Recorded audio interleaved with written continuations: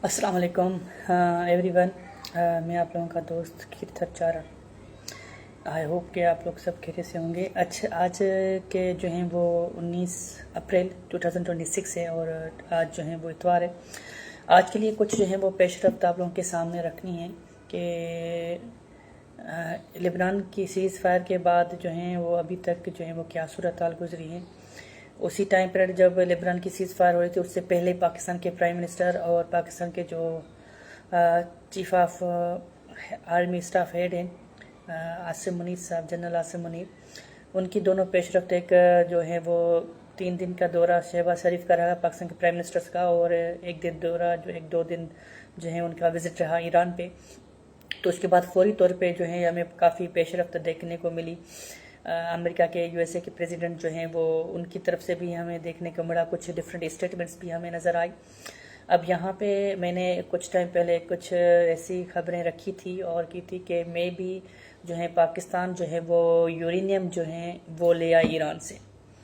और जो अभी तक मेरे इतलात या अभी तक जो मुझे न्यूज़ मिली हैं डिफरेंट सोर्सेज से, ख़ासतौर पे मैं फॉलो करता हूँ रूटर्स को और साउथ एशिया इंडेक्स को, उसकी तरफ से जो अभी तक न्यूज़ आ रही है जो कि थोड़ी कुछ अथेंटिक मेरे नज़दीक होती है और जो ऑफिशियली वेबसाइट वगैरह से हमें जो न्यूज़पेपर से मिलती है, उनमें से जो हमें अभी तक एक चीज़ जो मैसर हुई है वो यही हुई है कि जो बातचीत हो रही थी उनमें से दो बातें हो रही थी। या तो यूरेनियम जो बात है ईरान और अमेरिका के दरमियान जो बातचीत है चल रही थी, और जहाँ पे अटक रही है वो 2 पॉइंट हैं। हम सब ने काफ़ी देखी होगी, मगर 2 पॉइंट हैं। एक ये है कि जो यूरेनियम इन रिच है ईरान के पास वो 60 से कम किया जाए, क्योंकि 60 एक बड़ी हद तक होती है, उसके बाद जो है वो 90 तक जब पहुंचता है यूरेनियम इन रिच तो वो एटम बम बनाने में होता है। क्योंकि पाकिस्तान के पास सिर्फ ईरान के पास सिर्फ 30% मजीद जो है वो टाइम चाहिए यूरेनियम को इनरिच करने में कि वो उसको एटम बम बना सकता है। उसके पास 60% इनरिचमेंट यूरेनियम मौजूद हैं। अब ईरान और अमेरिका के दरमियान जो इस्लामाबाद में टॉक हुई थी उनमें दो चीज़ें डिस्कस ज़्यादा आ रही थी। बाकी बातें जो हो रही थी कि किस तरीके से पैसे कम करने हैं, क्या करना है, कहाँ पे अड्डे कम करने हैं, कौन सी सहूलतें देनी हैं, कौन सी चीज़ें जो हैं वो उनको कम करना है, तो ये सारी चीज़ें हो रही थी। मगर यहाँ पे जो बात अटकी वो दो चीज़ों पे अटकी। The first one, after the वार जो है वो जो स्ट्रेट है उसका कौन निगहबान बनेगा। क्योंकि मैंने कुछ तजिए सुने कि वो देखा है कि अमेरिका ने एक बहुत बड़ा हथियार दे दिया है, वेपन दे दिया है ईरान को इन दी शेप ऑफ स्टेट ऑफ हार्मोज। उसके उन्होंने उसको जो है एक बहुत बड़ा हथियार दे दिया है जो कि वो यूज़ कर रहा है, और पूरी दुनिया उसकी वजह से जो है वो बड़ी डिस्टर्ब है। वो लाजमन है हर कोई अपने दिफा के लिए कोई ना कोई जो है वो यूज़ तो करेगा, और ईरान का राइट बनता है अपनी सरजमीन को दिफा करने के लिए। एक आता है स्टेट ऑफ हॉर्मोस, कैसे खोले, कौन खोले, और उसका जो है वो कौन जो है वो देखभाल करे। पहले तो ये फ्री ऑफ कॉस्ट होता था आई थिंक, जितना मैं जानता हूँ, मगर अब ईरान जो है वो अच्छे तरीके से जो है वो इस पर निगाहदाश्त रखा हुआ बैठा हुआ है। एक तरफ से ईरान ने उसको ब्लॉक किया हुआ है, एक दफ़ा अमेरिका ने जो है वो ब्लॉक किया हुआ है। एक तो ये पॉइंट है ईरान और अमेरिका के दरमियान जो है वो रुकावट है टॉक्स की। दूसरा टॉक ये था कि भाई यूरेनियम जो है वो इन रिच जो है वो किस तक हद तक जो है वो पहुंचाया जाए और कहाँ तक दिया जाए। इसमें अमेरिका ने कहा कि ये जो यूरेनियम है वो मुझे चाहिए, मैं रखूँगा। ईरान जो है वो उस पर बिल्कुल ट्रस्ट नहीं करता और उन्होंने साफ इनकार कर दिया। फिर बात आई रशिया की कि रशिया को जो है वो रशिया को यूरेनियम दिया जाए। उसने भी जो है ईरान ने इनकार कर दिया। चाइना की बात आई, चाइना पे भी नहीं आ रहा ट्रस्ट। अब अभी तक जो खबरें मौसूल हो रही हैं हमारी वो ये हो रही है कि पाकिस्तान के ऊपर ईरान का ट्रस्ट है, और उसकी कड़ी जो है वो जनरल आसिम मुनीर था जो वहाँ पे गया था। और जो है वो अब जो है अमेरिका और जो सुपर पावर कंट्रीज जो अथॉरिटी हैं, ख़ासतौर पे जो अमेरिका की कैबिनेट वगैरह है, उनके अंदर ये डिस्कशन हो रहा है कि भाई क्या यूरेनियम पाकिस्तान को दिया जाए कि नहीं दिया जाए।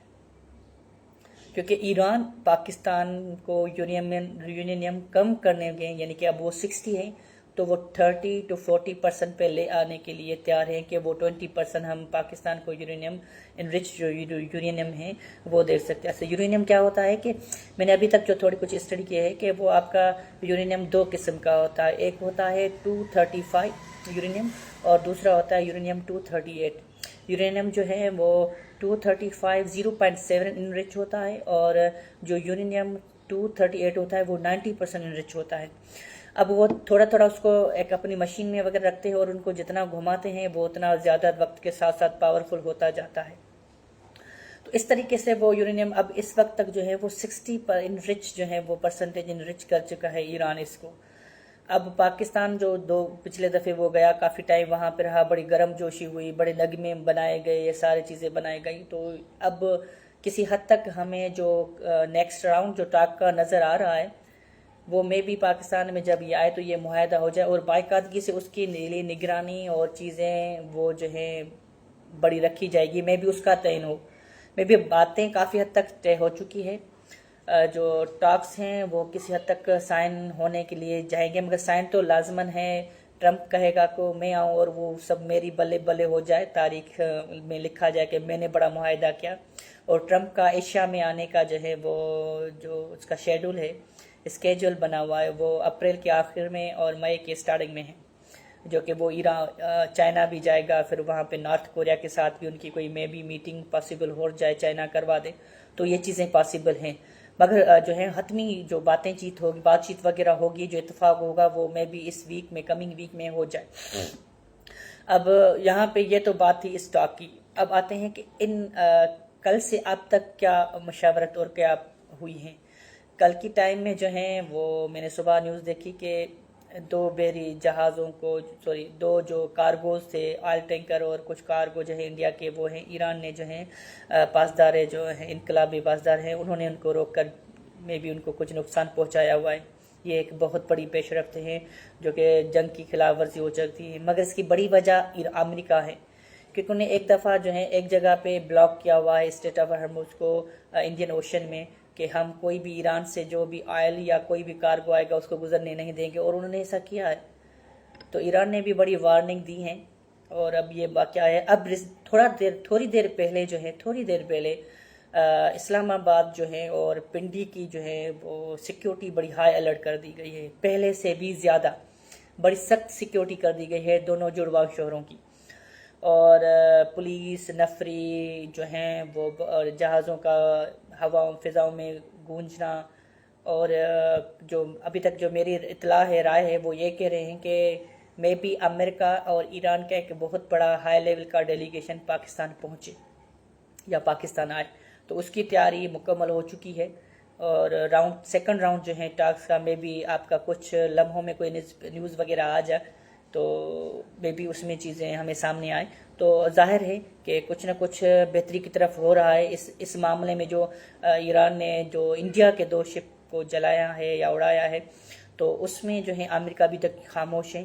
تو کسی حد تک ہم دیکھ سکتے ہیں کہ پازیٹیوٹی کی طرف چیزیں جا رہی ہیں.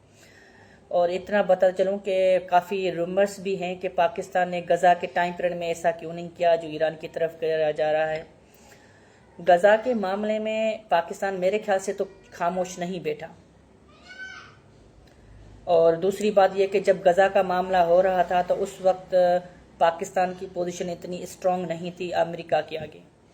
2 پہلو میں واضح بتا رہا ہوں ان کے لیے جو کہ اس بات پہ تھوڑی سی تنقید کرتے ہیں کہ پاکستان نے غزہ میں جو اتنے 72,000 لوگ بچے وغیرہ شہید کیے گئے تھے وہاں پہ اس ٹائم ایسے ایفرٹ کیوں نہیں لیے گئے.